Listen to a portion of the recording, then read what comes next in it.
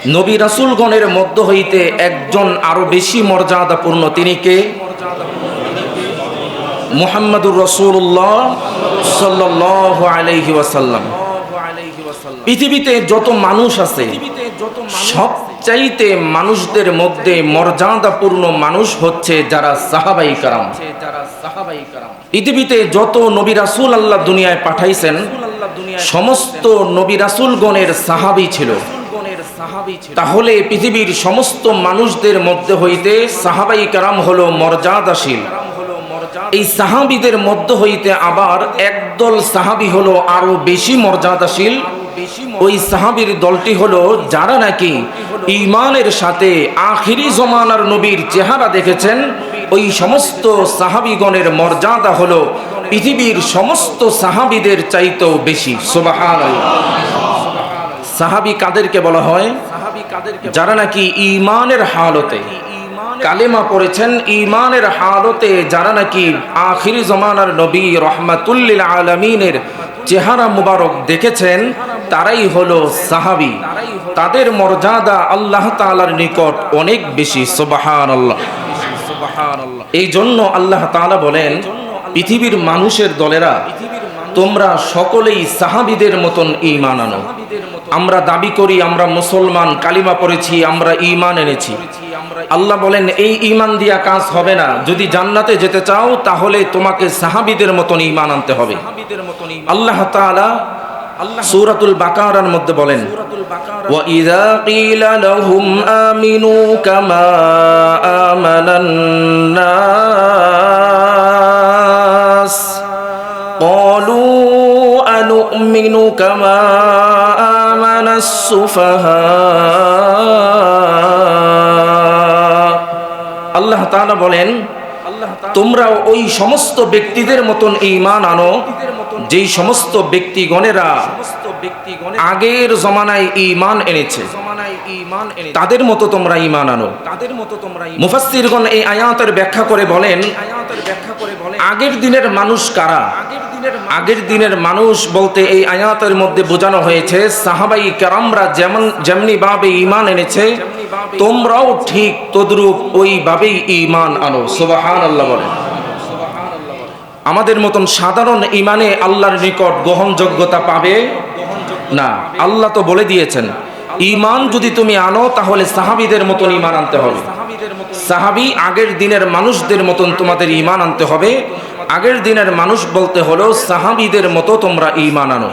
চিন্তা করে দেখেন আল্লাহ তাআলার নিকট সাহাবীদের মর্যাদা কতটুকু, যে আল্লাহ দুনিয়ার সমস্ত মানুষদেরকে বলেছেন ঈমান যদি আনো তাহলে সাহাবীদের মতো ঈমান আনো। তার মানে বোঝা যায় যে সাহাবীদের ঈমানের মধ্যে কোনো দুর্বলতা নাই। ঠিক না বেঠিক? আল্লাহ তাআলা বলেন যদি তোমরা ঈমান আনতে পারো তাহলে কি হবে? ফাইন আমানু বিমিসলি মা আমানতুম বিহি ফাকাদ ইহতাদাও। আল্লাহ তাআলা বলেন তোমরা যদি সাহাবীদের মতন ঈমান আনতে পারো তাহলে তোমরা হেদায়েত প্রাপ্ত হবে। হেদায়েত ছাড়া একজন মানুষ জান্নাতে যাইতে পারবে না। হেদায়েত ছাড়া কখনোই আল্লাহর নৈকট্য অর্জন করতে পারবে না। একজন মানুষ হেদায়েত ব্যতীত মসজিদে আসতে পারবে না। একজন মানুষ হেদায়েত ব্যতীত রোজা রাখতে পারবে না। একজন মানুষ হেদায়েত ব্যতীত আল্লাহর কুদরতি পায়ে সিজদা দিতে পারবে না। যদি তোমরা আল্লাহর পক্ষ থেকে হেদায়েত চাও তাহলে তোমরা সাহাবীদের মতো ঈমান আনো। সাহাবীদের ঈমানের মর্যাদা আল্লাহ তাআলার নিকট অনেক বেশি, যার কোনো তুলনা হয় না। এই জন্যই তো আল্লাহ সাহাবীদেরকে দুনিয়ার মধ্যেই জান্নাতের সার্টিফিকেট দিবেন। ঠিক না বেঠিক? আল্লাহ তাআলা বলেন সাহাবীদের মতো ঈমান আনো। সাহাবীদের মতো যদি ঈমান আনতে পারো তাহলে তোমরা হেদায়েত প্রাপ্ত হবে। হেদায়েত ছাড়া একজন মানুষের জীবনে কোনো কিছুই নেই। এই জন্যই তো আমরা দোয়া করি আল্লাহ তুমি আমাদেরকে হেদায়েত দাও, সবাইকে হেদায়েত দাও। ঠিক না বেঠিক? আল্লাহ তাআলা বলেন আচ্ছা পৃথিবীতে এত মানুষ থাকতে আমি কেন তোমাদেরকে বললাম যে সাহাবীদের মতো ঈমান আনতে? কেন তোমাদেরকে বললাম যে সাহাবীদের মতোই তোমরা ঈমান আনো? আমি তো বলতে পারতাম তোমরা মূসা নবীর মতো ঈমান আনো, তোমরা অমুক পয়গম্বরের মতো ঈমান আনো। তোমরা অমুক মানুষের মতো ঈমান আনো। তোমরা, আমি তো বলতে পারতাম তোমরা মক্কার ইমাম সাহেবের মতো ঈমান আনো, অমুক ইমাম সাহেবের যেমন ঈমান তোমরা সেমন ঈমান আনো। আল্লাহ বলেন আমি তো তোমাদেরকে বলেছি সাহাবীদের মতো ঈমান আনতে। কেন বললাম জানো? কারণ সাহাবীরা হলো আল্লাহ তাআলার অধিক প্রিয়। বলেন সুবহানাল্লাহ। আল্লাহ তাআলা বলেন উলাইকাল্লাযীনা ইমতাহানাল্লাহু কুলুবাহুম লিত্তাকওয়া লাহুম মাগফিরাতুন ওয়া আজরুন আযীম। আল্লাহ তাআলা বলেন সাহাবীরা আমার প্রত্যেকটা পরীক্ষার মধ্যে তারা ভালো রেজাল্ট করেছেন, তারা তাকওয়ার পরীক্ষা দিয়েছেন, তাকওয়ার পরীক্ষা দিয়ে তারা পাস করেছেন, তারা বেশি নাম্বার পেয়ে তারা আল্লাহ তাআলার কাছে পুরস্কার পেয়েছেন। আমি আল্লাহ তাদেরকে জান্নাতের সার্টিফিকেট দিয়েছি। তাদের মধ্যে ঈমান এত বেশি, তারা আল্লাহকে এত পরিমাণের ভয় করত, জ্বলন্ত আগুনের মধ্যে ছেড়ে দেওয়া হতো, আল্লাহর ভয়ে কখনোই ঈমান ছাড়তো না, আল্লাহর ভয়ে কখনোই টাকার পিছনে কখনোই তারা বিক্রি হতো না, আল্লাহকে ভয় করত। আল্লাহকে ভয় করে নবীর জন্য জীবন দেয়া দিছে। আল্লাহকে ভয় করে তারা কখনোই জুলুম করে নাই, নির্যাতন করে নাই। মুফাসসিরগণ এই আয়াতের ব্যাখ্যা করে বলেন খলিফাতুল মুসলিমিন হযরত ওমর একদিন হযরতে খাব্বাব রাদিয়াল্লাহু তাআলা আনহুকে ডাক দিয়া বলে, খাব্বাব, ইসলামের জন্য কি কুরবানি করেছো? তোমার জবান থেকে শুনতে চাই ইসলামের জন্য তোমার কি কুরবানি আছে। হযরতে খাব্বাব রাদিয়াল্লাহু তাআলা আনহু ডাক দিয়া বলে, খলিফাতুল মুসলিমিন, ইসলামের জন্য তেমন কোনো কুরবানি আমি করতে পারি নাই, তবে কিছু সামান্য কুরবানি আছে। এই কথা বলে শরীরের জামাটা খুলে দিছে। খলিফাতুল মুসলিমিন ওমর তাকায় দেখে শরীরটা পুরাটাই ইসলামের জন্য কুরবানি করে দিছে। বলেন সুবহানাল্লাহ। খলিফাতুল মুসলিমিন হযরত ওমর তাকায় দেখে হযরতে খাব্বাবের শরীরের মধ্যে আগুন দিয়া পুরাইয়া চামড়াগুলি নষ্ট করে দিছে। হযরত খাব্বাবকে ডাক দিয়া বলেন, খাব্বাব, তুমি তো বললা ইসলামের জন্য কোনো কুরবানি করো নাই, তেমন কোনো কুরবানি নাই। আমি তো তাকায় দেখি তোমার পুরা শরীরটাই ইসলামের জন্য কুরবানি করে দিয়েছো। তোমার এই শরীরের মধ্যে তোমার পিঠটাকে পুরায় দেওয়া হয়েছে। কেমনে ইসলামের জন্য এতটুকু কুরবানি তুমি করলা?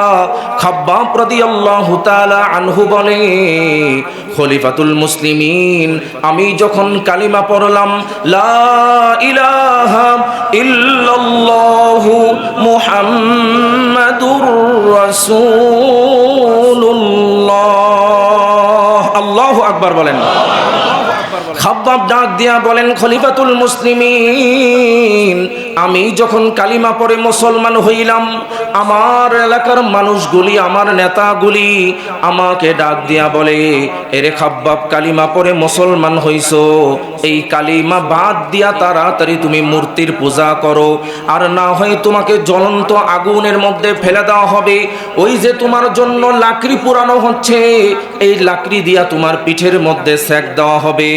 হযরতে খাব্বাব বলেন, যেই আল্লাহর উপরে ঈমান এনেছি, যেই রাসূলের প্রতি ঈমান এনেছি, জীবন চলে যাবে তারপরেও ঈমান আমি ছাড়ব না। খাব্বাব, আপনারা আমাকে যেই পরিমাণের শাস্তি দিতে চান আমি শাস্তি গ্রহণ করতে রাজি আছি, কিন্তু আমি খাব্বাব কোনোদিন ঈমান থেকে বের হব না। আল্লাহু আকবার। খলিফাতুল মুসলিমিন হযরত ওমর ডাক দিয়া বলেন, খাব্বাব, তারপরে তোমাকে কেমন নির্যাতন করা হয়েছে? খাব্বাব রাদিয়াল্লাহু তাআলা আনহু ডাক দিয়া বলে, খলিফাতুল মুসলিমিন, আমি যখন এই কথা বলেছি, তারা চুলা থেকে লাকড়িগুলি বের করে জ্বলন্ত কয়লার উপরে আমাকে খালি গায়ে শোয়া দেওয়া হয়েছে, বুকের উপরে পাথর দিয়া চাপা দেওয়া হয়েছে, ওই জ্বলন্ত আগুনের উপরে আমাকে রেখে সেক দেওয়া হয়েছে। ওই আগুনের তাপে আমার পিঠের চামড়াগুলি পুড়ে গেছে, ওই আগুনের তাপে আমার শরীরের চামড়াগুলি পুড়ে ওই কয়লাগুলি আমার হাড্ডির মধ্যে লেগে গেছে। আমার পিঠের দিকে তাকায় দেখেন আমার শরীরের গোস্তের ফাঁক দিয়া হাড্ডি দেখা যায়। এটা কি ইসলামের জন্য কোরবানি নয়? আমি তো আল্লাহকে ভয় করে ইসলাম থেকে বের হই নাই, নবীর প্রতি সম্মান রেখে আমি তো ইসলাম থেকে বের হই নাই। আমার হাতের নখগুলি তারা জ্বলন্ত আগুন দিয়া পুরায়া উঠায়া ফেলানো হয়েছে, মাথার মধ্যে শিকল লাগায়া আগুনের মধ্যে আমাকে শোয়া দেওয়া হয়েছে। আমি খাব্বাব ইসলাম থেকে বের হই নাই, কারণ আমি জানি এই দুনিয়া হলো ক্ষণস্থায়ী। এই দুনিয়ায় যদি আমি কষ্ট করে যাই, আমি খাব্বাবের জন্য পরবর্তীতে বিশাল বড় জান্নাত আছে। বলেন সুবহানাল্লাহ। খলিফাতুল মুসলিমিন হযরত ওমর ডাক দিয়া বলেন, খাব্বাব তুমি এত ইসলামের জন্য কোরবানি করে দিয়েছো, তোমার শরীরের দিকে তাকাইলে মনে হয় তোমার পুরো শরীরটাই ইসলামের জন্য কোরবানি। সুবহানাল্লাহ। কয় তোমাকে জ্বলন্ত কয়লার উপরে শোয়া দেওয়া হয়েছে? কয় জি খলিফাতুল মুসলিমিন, আমাকে কয়লার উপরে শোয়া দেওয়া হয়েছে, আগুনের কয়লা, আগুনের কয়লার উপরে শোয়া রাইখা আমার বুকের উপরে পাথর দিয়া চাপা দেওয়া হয়েছে যেন আমি নড়তে না পারি, নড়াচড়া করতে না পারি।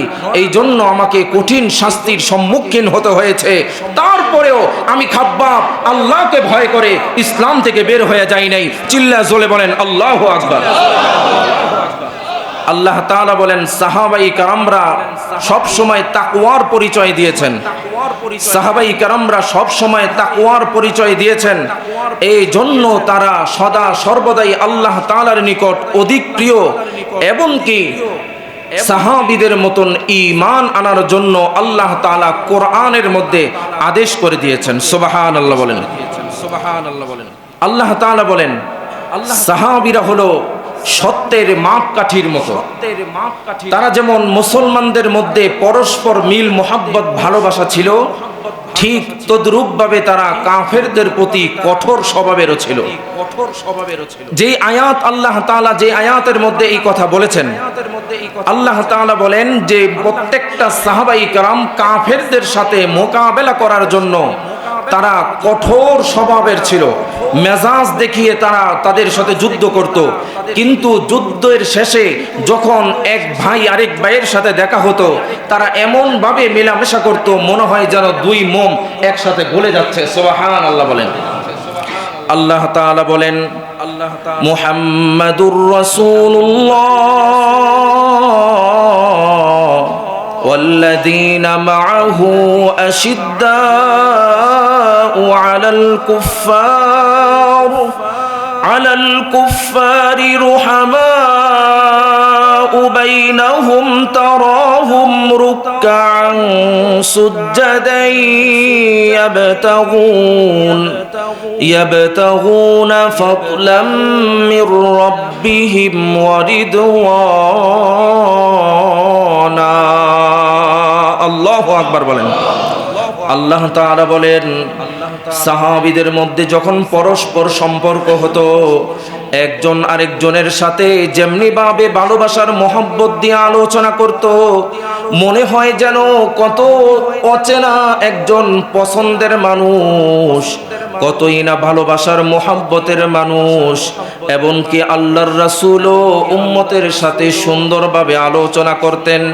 কিন্তু আল্লাহর রাসূল সহ সাহাবাই কেরাম যারা আছেন সকলেই যখন নাকি কাফেরদের মোকাবেলা করত, তারা কঠোর স্বভাবের হয়ে যেত। এই আয়াত যখন আল্লাহ নাজিল করেন, তখন হুদাইবিয়ার সন্ধি চলতেছে। যারা নাকি মক্কা মদিনায় গেছেন, আপনারা জানেন মক্কা মদিনার মধ্যবর্তী স্থানের নাম হলো হুদাইবিয়া নামক স্থান। মদিনা থেকে 30 কিলোমিটার দূর হুদাইবিয়া নামক একটি জায়গা আছে। আল্লাহর রাসূল সাল্লাল্লাহু আলাইহি ওয়াসাল্লাম স্বপ্ন দেখেছেন 1400 সাহাবী নিয়া মক্কায় রওনা করেছেন উমরা হজ করার জন্য।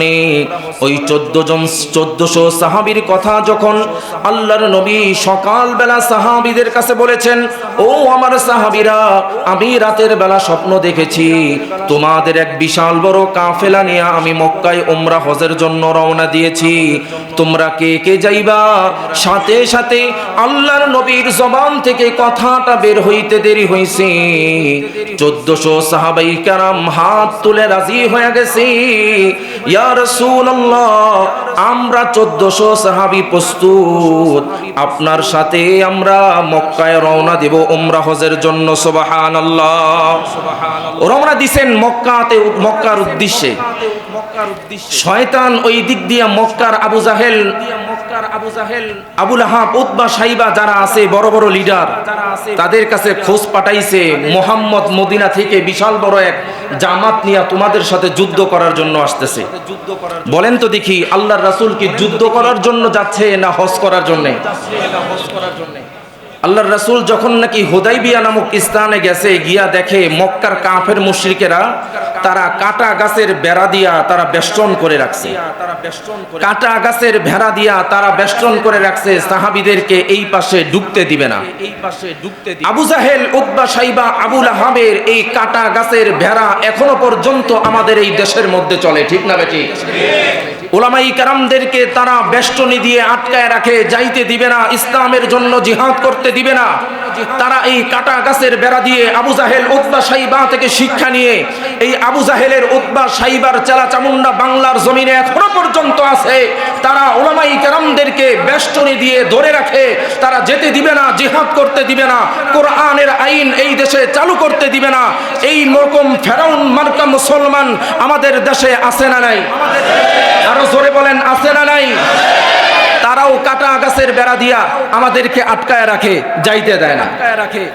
উলামায়ে কেরামদেরকে কাটা গাছের বেড়া দিয়ে আটকায় দেয়, বিশাল বড় বড় বোল্ডেজার সামনে রেখা আটকায় দেয়, যেতে দিবে না। এই নিয়ম কিন্তু আরো 1400 থেকে 1500 বছর আগ থেকেই শুরু হয়েছে। আল্লাহর রাসূল যখন হুদাইবিয়া স্থানে আসলেন তো কাটা গাছের বেড়া দিয়ে আল্লাহর রাসূলকে আটকায় দিয়েছে। যখন আটকায় দেওয়া হয়েছে, হযরত আলী রাদিয়াল্লাহু তাআলা আনহু বলে, আমরা তো 1400 সাহাবায়ে কেরাম, আমরা যদি তাদের সাথে লড়াই করি, ইয়া রাসূলুল্লাহ আজকে আমরা এখান থেকে বিজয় হয়ে যাব। আল্লাহর রাসূল বললেন, আমরা কি যুদ্ধ করার জন্য আসছি? আমরা তো আসছি হজ করার জন্য। দেখো তাদের সাথে কোনোভাবে সমঝোতা করা যায় কিনা, তাদের সাথে কথা বলে মিলমিশ করা যায় কিনা। আল্লাহর রাসূল হযরত খলিফাতুল মুসলিমিন হযরত ওমরকে ডাক দিয়া বললেন, ওমর তুমি যাও মক্কা নগরীতে গিয়া তাদেরকে বোঝায়া দেখো। হযরত ওমর ডাক দিয়া বললেন, ইয়া রাসূলুল্লাহ আমি যেদিন আপনার হাতে হাত রেখে কালিমা পড়ে মুসলমান হয়েছি, মুসলমান হইতে দেরি আমি তরবারি নিয়া হেরেমের গোল চত্বরের মধ্যে গিয়া বলছি, কোথায় আবু জাহেল, কোথায় আবু লাহাব, কোথায় উতবা, সাইবা, কোথায় হলো আবু জাহেলের চালা চামুন্ডারা, কোথায় তোমরা আসো? আজকে থেকে আমি ওমর প্রকাশ্যে এই মক্কা নগরী তোয়াফ করব। কে আসো তোমার বাবা মাকে সন্তান হারা করবে? কে আসো তোমাদের স্ত্রীকে বিধবা করবে? কে আসো তোমাদের সন্তানকে বাবা হারা মা হারা করবে? আমি ওমরের সামনে আসো, আসো দেখি লড়াই করো, কে তোমরা জিততে পারো। খলিফাতুল মুসলিমিন হযরত ওমরের কথা বলতেছেন। ওমর বলেন, ইয়া রাসূলুল্লাহ আমি ওই দিন যে ঠেট দিয়েছিলাম, এখন যদি আমি মক্কা নগরীতে যাই, আবু জাহেল, উতবা আমারে পাইলে খবর আছে। ওই দিন তো আপনার শক্তি দেখাইয়া আমি সর্বপ্রথম মুসলমান হয়েছি, এই কারণে মক্কা নগরীতে তরবারি নিয়ে জোরে একটা ঠেট দিছিলাম যেন ইসলামের শক্তি বাড়ে। তখন খলিফাতুল মুসলিমিন বলতেছেন যে না, তাহলে তোমার তো যাইতে হবে না। ইয়া রাসূলুল্লাহ আমাকে যাইতে দিয়েন না। আল্লাহর নবী বললেন, তাহলে কে যাবে? কয় আবু বকর তুমি যাও। কয় না ইয়া রাসূলুল্লাহ আমি গিয়ে ওদের সাথে কথা বলতে পারবো না, কারণ আবু বকর সিদ্দিক রাদিয়াল্লাহু তাআলা আনহু সবচাইতে নরম তবিয়তের একজন সাহাবী ছিলেন। সবাই মিলে সিদ্ধান্ত দিলেন যে হযরত ওসমানকে পাঠায় দেওয়া হোক, কারণ মক্কা নগরীতে এমন অনেক কম মানুষ আছে যে ওসমানের টাকা খায় নাই। কারণ যে সমাজে যার টাকা বেশি তার নাম দাম বেশি, ঠিক না বেঠিক? দেখবেন যে টাকা সরাইতে পারে তার পিছনে মানুষও ঘুরে বেশি। কিন্তু ওসমান রাদিয়াল্লাহু তাআলা আনহু তো আর ভোটের জন্য টাকা সরায় নাই, বড় নেতা হওয়ার জন্য টাকা সরায় নাই, মানুষদেরকে এমনিতেই দান করছে, এমনিতেই দান করছে যে আমার টাকা আছে, ইহুদি বেঈমান খ্রিস্টান তো কি হয়েছে, নাও তুমি এই টাকা নিয়ে তুমি চলো, কোনো সমস্যা নাই। ওসমান রাদিয়াল্লাহু তাআলা আনহুকে পাঠিয়ে দিলেন যে যাও তুমি মক্কা নগরীতে যাও, তুমি গেলে অন্তত তোমাকে হয়তো কাফের মুশরিকেরা কিছু বলবে না। হযরত ওসমান রাদিয়াল্লাহু তাআলা আনহু গেলেন, যাওয়ার পর শয়তান এসে আল্লাহর রাসূলের নিকট খবর পৌঁছালেন যে ইয়া রাসূলুল্লাহ, আপনি কি শুনেছেন আপনার ওসমানকে তারা জবাই করে হত্যা করে দিয়েছে। আল্লাহর রাসূল সাল্লাল্লাহু আলাইহি ওয়াসাল্লাম তো আর গায়েব জানেন না। আল্লাহর রাসূল বললেন, আমার সাহাবী হযরত ওসমানকে পাঠাইলাম মক্কা নগরীতে, কে আসো আমার 1400 সাহাবাই کرام, আজকে আমার হাতে হাত রেখে তোমরা বাইয়াত গ্রহণ করতে হবে। ওসমান হত্যার প্রতিশোধ না নিয়ে আজকে আমরা এই মক্কা নগরী থেকে আমরা মদিনায় যাব না। আল্লাহর রাসূল হাত দিলেন 26 নম্বর পারার সূরাতুল ফাতহা, ইন্না ফাতাহনা লাকা ফাতহাম মুবিনা আয়াতের মধ্যে আল্লাহ বলেন যে আল্লাহর রাসূল সর্বপ্রথম হাত দিলেন।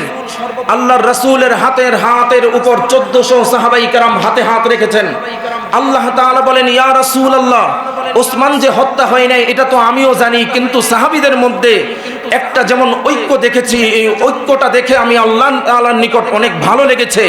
ইয়া রাসূলুল্লাহ, আপনি যে হাত দিয়েছেন, আপনার হাতের উপরে যে 1400 সাহাবাই کرامের হাত, এই হাতের নিচে আমি আল্লাহর এক কুদরতি হাত, আপনাদের 1400 সাহাবাই کرامের হাতের উপরে আমার আল্লাহর কুদরতি আরেক হাত দিয়া আমি আল্লাহ আপনাদের সাথে বাইয়াতে আজকে অংশগ্রহণ করলাম। চিল্লা জোরে বলেন আল্লাহু আকবার। ওসমান রাদিয়াল্লাহু তাআলা আনহু তো আর হত্যা হয় নাই। ওসমান রাদিয়াল্লাহু তাআলা আনহু যখন নাকি দেখলেন আসতেছেন, আল্লাহর রাসূল বললেন, থামো সাহাবাই کرام, হযরত ওসমান তো হত্যা হয় নাই, শয়তান আমাদেরকে ভুল মেসেজ দিয়েছেন। ওসমান আয়েশা বলে, ইয়া রাসূলুল্লাহ, আমাদের সাথে তারা সন্ধি করতে চায়। কি সন্ধি করবে? যে আপনার সাথে তাদের একটা চুক্তি হবে খাতা কলমে, যে হুদাইবিয়ার সন্ধি নামে এই সন্ধিটা পরিচিত থাকবে। যেহেতু হুদাইবিয়া নামক স্থানে এই চুক্তি হবে, এই জন্য এই চুক্তির নাম হবে হুদাইবিয়ার সন্ধি। যখন নাকি চুক্তি হলো, তখন চুক্তির আগে দেখবেন যখন খাতা কলমে নাম লিখতে যায়, তখন নামটা প্রত্যেকটা মানুষের নামগুলি লিখে নেয়, যে অমুক ব্যক্তি, অমুকের পিতা, অমুকের ছেলে, গ্রাম, জেলা, থানা, এইভাবে লিখে তারপর চুক্তিনামায় তারা সই করে। যখন নাকি কাগজ নিয়েছেন লেখার জন্য, লেখক হলো হযরত আলী রাদিয়াল্লাহু তাআলা আনহু। হযরত আলী রাদিয়াল্লাহু তাআলা আনহু যখন নাকি লিখতেছেন, শুরু করলেন যে হযরত মুহাম্মদুর রাসূলুল্লাহ সাল্লাল্লাহু আলাইহি ওয়াসাল্লাম। কাফের মুশরিকেরা বলে, এই আলী তুমি কি করতেছো, মুহাম্মদুর রাসূলুল্লাহ এটা লিখতে পারবা না, যদি তুমি এইটা কাগজের মধ্যে লেখো তাহলে তো আমরা তোমাদের সাথে আর কোনো শত্রুতা রইল না, আমরা তো মুহাম্মদুর রাসূলুল্লাহ মেনে নিলাম, মুহাম্মদুর রাসূলুল্লাহ লিখতে পারবা না, শুধু মুহাম্মদ লিখতে হবে। হযরত আলী রাদিয়াল্লাহু তাআলা আনহু কলমটাকে ফালাই দিয়া তরবারি হাতে নিয়ে দাঁড়ায় বলছেন, ও কোন বেঈমানের গোষ্ঠী, মুশরিকের দল, আমি আমার হাবিবের নাম লিখতে তোরা নিষেধ করিস, তোদের সাথে কোনো সন্ধি হবে না, তোদের সাথে কোনো মিলমিশ হবে না, আসো তোমাদের সাথে যুদ্ধ হবে, আমার নবীর নাম খাতা কলমে কাগজে পুরোটাই উঠবে। চিল্লায়া জ্বলে বলেন আল্লাহু আকবার। রাহমাতুল লিল আলামিন বলেন, আলী এখানে তো যুদ্ধ করার জন্য আসি নাই, সন্ধি করতেছো, থাক মুহাম্মদুর রাসূলুল্লাহ লেখার দরকার নেই, শুধু মুহাম্মদই লেখো। হযরত আলী বলেন, ইয়া রাসূলুল্লাহ, আমার পক্ষে সম্ভব না আপনার পুরা নামটা না লেখা। যখন নাকি মুহাম্মদুর রাসূলুল্লাহ সাল্লাল্লাহু আলাইহি ওয়াসাল্লাম হযরত আলী রাদিয়াল্লাহু তাআলা আনহুর হাত থেকে ধরে শুধু মুহাম্মদটা লিখে দিয়েছেন, আল্লাহ তাআলা তখনই এই আয়াত নাজিল করেছেন, মুহাম্মদুর রাসূলুল্লাহ ওয়াল্লাযীনা মাআহু আশিদ্দাউ আলাল কুফার। আল্লাহ বলেন, আপনার সাহাবীদেরকে দেখেছি তারা পরস্পরের মধ্যে যেমন মিল মোহাব্বত, কিন্তু কাফেরদের বেলায় তারা খুব কঠিন, তারা খুব রাগান্বিত। আমি আল্লাহর কাছে এটা দেখে খুব ভালো লেগেছে, বলেন আল্লাহু আকবার।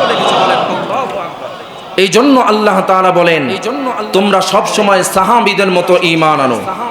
সাহাবীদের মতো ঈমান আনলে, তোমরা সাহাবীদের মতন যদি ঈমান আনো, জান্নাতে যেতে তোমাদের জন্য সহজ হবে, জান্নাতে যেতে তোমাদের জন্য সহজ হবে। এই জন্য আল্লাহ তাআলা আমাদেরকে সাহাবীদের মতন ঈমান আনার জন্য বলেছেন। সাহাবীরা তো তেমন এই জন্য আল্লাহ বলেন যে সাহাবীদের মতন যদি ঈমান আনো, সত্যের মাপকাঠি যদি হতে পারো, যদি ঈমানের জজবা তুলতে পারো, জান্নাতে যেতে তোমাদেরকে আর কেউ বাধা দিবে না।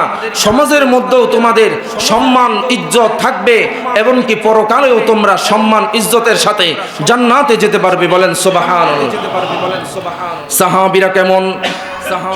আল্লাহর রাসূল সাল্লাল্লাহু আলাইহি ওয়াসাল্লামের সাহাবী হযরতে হানজালা রাদিয়াল্লাহু তাআলা আনহু, যার মৃত্যুর পরে দুনিয়ার মধ্যেই জান্নাতি পানি দিয়া গোসল দেওয়া হয়েছে। হযরতে হানজালা রাদিয়াল্লাহু তাআলা আনহু নতুন বিবাহ বন্ধনে আবদ্ধ হয়েছে।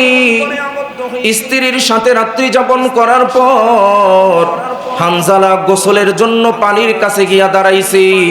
এমন সময় মদিনার গলি দিয়া কে যেন হেঁটে যায় আর বলে যায়, কুতিলা মুহাম্মদ সাল্লাল্লাহু আলাইহি ওয়াসাল্লাম উহুদের প্রান্তরে শহীদ হয়ে গেছে রে।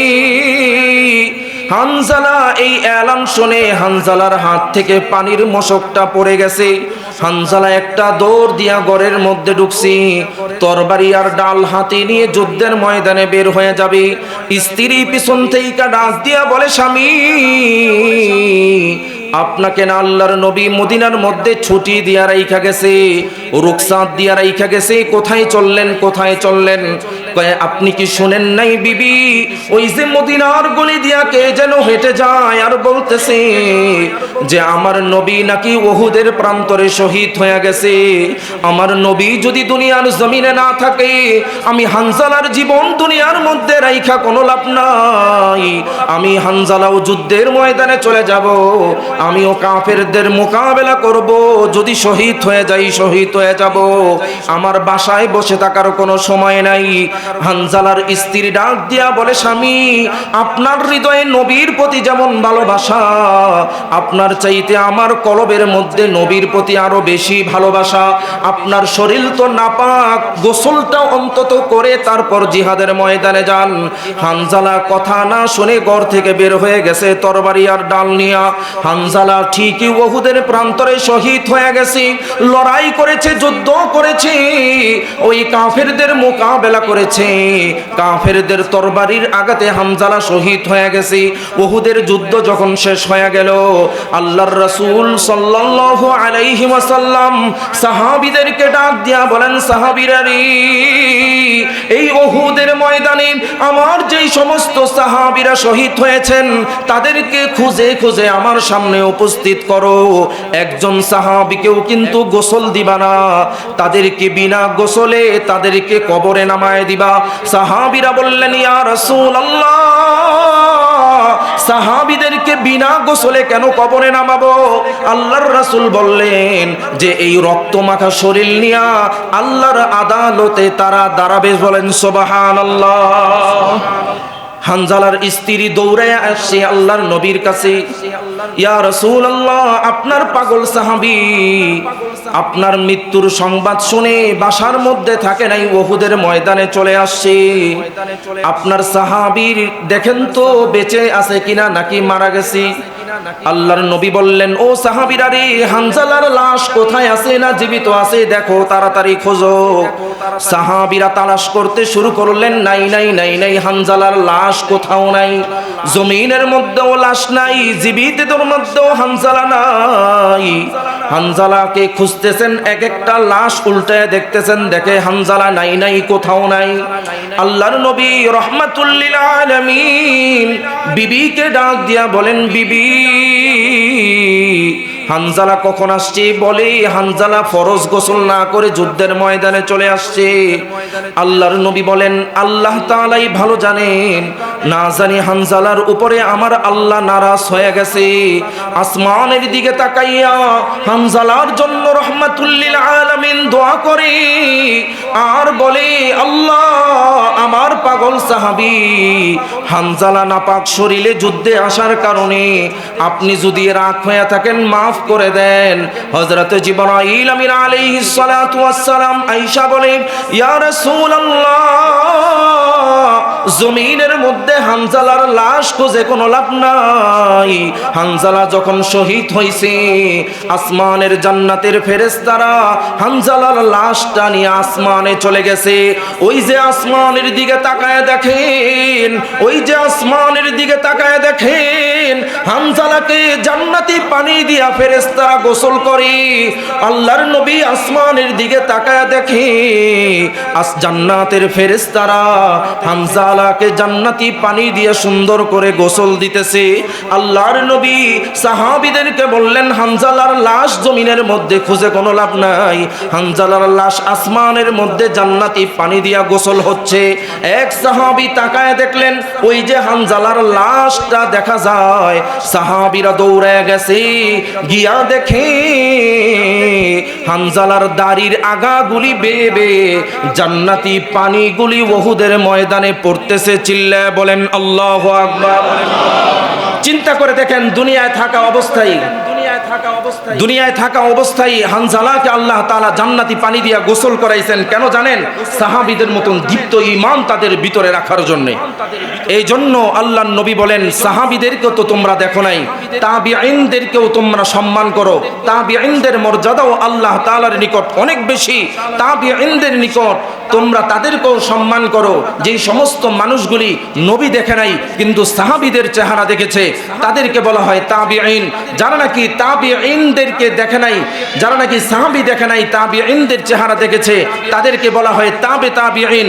এইভাবে খোলাফায়ে রাশিদিন, আইয়ামে মুজতাহিদিন, সলফে সলিহিন, বুজুরগানে দ্বীন, উলামায়ে কেরাম পর্যন্ত এই সিলসিলা চলে আসছে। আল্লাহর নবী বলেন, শেষ জমানায় তোমরা নবী পাইবা না, সাহাবী তোমরা পাইবা না, তোমরা তাবিঈন পাইবা না, তাবিঈন পাইবা না, খোলাফায়ে রাশিদিন তোমরা পাইবা না, আইয়ামে মুজতাহিদিন পাইবা না, সলফে সলিহিন তোমরা পাইবা না, বুজুরগানে দ্বীন তোমরা পাইবা না, উলামায়ে কেরামদেরকে পাইবা। যদি নবী দেখতে মনে চায়, উলামায়ে কেরামের চেহারার দিকে তাকাও। আল্লাহর রাসূল বলেন, আমি নবীকেই তোমরা দেখতে পারবা। চিল্লায় বলেন আল্লাহু আকবার। বলেন তো দেখি, আল্লাহর নবী কি বলেছেন উলামায়ে কেরামদেরকে ভালোবাসার জন্য না বাস দেওয়ার জন্য? মানুষ কি করে উলামায়ে কেরামদেরকে ভালোবাসার বদলে দেয় বাস। ঠিক না বেঠিক? মাদ্রাসার শিক্ষক থেকে শুরু করে সমাজের মসজিদের ইমাম পর্যন্ত মানুষ যে না পারে, একজন রিস্কাওয়ালাও মসজিদের ইমাম সাহেবের নামে বদনাম করতে পারে। একজন ম্যাজিস্ট্রেটের নামে আপনি গিয়া বদনাম করেন, মুখে মুখে আমরা স্বীকার করি ইমাম মসজিদের নেতা। আমরা যখন বলা হয় যে ইমাম সাহেব কি করেন, আমাদের সমাজের নেতা, সমাজের চায়না পয়সা দিয়েও ইমাম সাহেবকে দাম দেওয়া হয় না। ঠিক না বেঠিক? মসজিদের ইমাম থেকে শুরু করে মুয়াজ্জিন, খাদেম, মাদ্রাসার শিক্ষক, আপনার ছেলেকে একটা বাড়ি দিছে শিক্ষক, আপনি গিয়া মাদ্রাসার মধ্যে তুমুল ঝগড়া লাগাই দিছেন। মনে রাখবেন, কোন গার্জিয়ান যদি কোন শিক্ষকের সাথে বেয়াদবি করে, এটার প্রথম পরিণতি হলো আপনার সন্তানের অকাল মৃত্যু হবে। হাদিসের মধ্যে স্পষ্ট এসেছে। আপনি যদি আপনার ছেলের জন্য, সন্তানের জন্য আপনার মাদ্রাসার উস্তাদদের সাথে গিয়া বেয়াদবিমূলক কোন আচরণ করেন, এটার প্রথম শাস্তি আপনার উপরে আসমান থেকে আসবে, আপনার সন্তানের অকাল মৃত্যু হবে, তাতে কোনো বাধা নাই। এই জন্য বলি, উলামায়ে কেরামদেরকে সম্মান করেন। উলামায়ে কেরামদের সাথে যারা সম্পর্ক রেখেছে তারা দুনিয়ার মধ্যেও কামিয়াবি, তারা পরকালেও কামিয়াবি। আপনি যদি সাহাবাগীদের সাথে সম্পর্ক রাখেন, নাস্তিক হবেন, কোনো সন্দেহ নাই। ঠিক না বেঠিক? আপনি যদি পশ্চিমাদের সাথে সম্পর্ক রাখেন, আপনি পশ্চিমাদের অন্তর্ভুক্ত হবেন। আপনি যদি কোনো নাস্তিক মুরতাদের সাথে সম্পর্ক রাখেন, আপনি নাস্তিক মুরতাদি হবেন, তাতে কোনো সন্দেহ নাই। আপনি যদি একজন সুদখোরের সাথে সম্পর্ক রাখেন, সে আপনাকে সুদখোরি শিখাবে, তাতে কোনো সন্দেহ নাই। আপনি যদি একজন জুয়াখোরের সাথে ঘুরেন, সে আপনাকে জুয়াই শেখাবে। আপনি যদি একজন নেশাখোরের সাথে ঘুরেন, সে আপনাকে নেশাই শেখাবে। একজন কোরআনের পাখির সাথে যদি আপনি ঘুরতে পারেন, সে আপনাকে কোরআনের পথই দেখাবে, তাতে কোনো সন্দেহ নাই। ঠিক না বেঠিক? এজন্য বলি, উলামায়ে কেরামদেরকে বাস দেওয়ার আগে চিন্তা ভাবনা করেন। আপনি মানুষের কাছে ঘুরে ঘুরে উলামায়ে কেরামের নামে বদনাম করেন, এই অধিকার আপনাকে কে দিয়েছে? আপনি বলবেন যে হুজুরে দোষ করলে আমি বলবো না। না, আপনি বলতে পারবেন না, কারণ আল্লাহ তাআলা হুজুরদের দোষ আছে, হুজুররা অপরাধ করবে। হাসরের ময়দানে উলামায়ে উলামায়ে কেরামের বিচার করবে আল্লাহ পর্দা দিয়া বিচার করবে, যেন আলেমদের দোষগুলি হাসরের ময়দানে আরো যত মানুষ আছে তারা যেন না দেখতে পারে। তাহলে আল্লাহ যদি হাসরের ময়দানে আলেমদের বিচার করতে পারে আড়ালের মধ্যে, কারণ আমার আলেম দোষ করেছে এটা জাতি জানবে কেন? আর আপনি ওই জায়গার মধ্যে আল্লাহর বিধানকে উল্টায় দিয়া আপনি হুজুরের নামে রাস্তাঘাটে চায়ের দোকানে ঘুরে ঘুরে বদনাম করেন, এরকম জাহেল মার্কা দুঃসাহস আপনাকে দিল কে? ঠিক না ঠিক? সম্মানিত হাজিরিন, এজন্য বলি আলেম ওলামাদেরকে ইজ্জত করবেন, সম্মান করবেন। নবী পাবেন কই? হাফেজজি হুজুর পাবেন কই? এখন আমাদের বুজুর্গদেরকে আপনি পাবেন কই? চরমনার ফজলুল করিম পাবেন কই? শাইখুল হাদিস আল্লামা আজিজুল হককে পাবেন কই? তাদের রুহানি সন্তানেরা আছে, তাদের রুহানি সন্তানের চেহারার দিকে তাকান, তাহলেই আপনারা নবী দেখতে পারবেন। কারণ আল্লাহর নবী বলেছেন যে ওলামায়ে কেরাম হলো নবীদের ওয়ারিস, তাদের ইজ্জত, তাদের সম্মান আছে। সবচাইতে বড় কথা হলো আনোয়ার শাহ কাশ্মীরি রহমাতুল্লাহ আলাইহি বলেছেন, ফতোয়ায়ে কাশ্মীরির মধ্যে স্পষ্ট লেখা আছে, কোন ব্যক্তি যদি উলামায়ে কেরামের নামে বদনাম করে, সমাজের মধ্যে গীবত করে, উলামায়ে কেরামের নামে যদি গীবত করে, মৃত্যুর পর কবরে রাখার পর ওই ব্যক্তির গর্দান কিবলামুখী হবে না, কিবলামুখী করে দিলেও আবার সাথে সাথে সোজা হয়ে যাবে। আনোয়ার শাহ কাশ্মীরি ফতোয়ায়ে কাশ্মীরির মধ্যে এই কথাটা স্পষ্টভাবে উল্লেখ করেছেন। এখন আপনি বুঝেন মৃত্যুর পরে আপনার চেহারা কিবলামুখী হবে না সোজা হয়ে থাকবে? মুনকার নাকির আয়েশা অনেক কবরে প্রশ্ন করার প্রয়োজন মনে করেন না। যেই কিবলামুখী দেখে না কোনো চেহারা, ওই ব্যক্তির কবরকে এমনিতেই ধরে চাপ দেওয়া হয়। ফামান ইয়ামাল মিসকালা যাররাতিন খায়রান ইয়ারা ওয়া মান ইয়ামাল মিসকালা যাররাতিন শাররান ইয়ারা। কবরকে যখন দুই পাশের মাটি ধরে চাপ দেওয়া হবে, অনেক ব্যক্তির চেহারা কবরের মধ্যে শুকরের ন্যায় হয়ে যায়। হাদিসের মধ্যে আছে অনেক ব্যক্তির কবরের মধ্যে মুনকার নাকির আয়েশা প্রশ্ন করার প্রয়োজন মনে করে না। আয়েশা যদি দেখে কবর সুন্দর হয়ে আছে, হাসি মুখে তাকায় আছে, ওই ব্যক্তিকে এমনিতেই ঘোষণা দিয়ে দেয় যে আল্লাহ এই ব্যক্তিকে আর প্রশ্ন করার দরকার নাই। আল্লাহ বলেন এই ব্যক্তির কবরে যাওয়ার দরকার নাই, কবরটাকে জান্নাতের বাগান বানায় দাও। বলেন সুবহানাল্লাহ।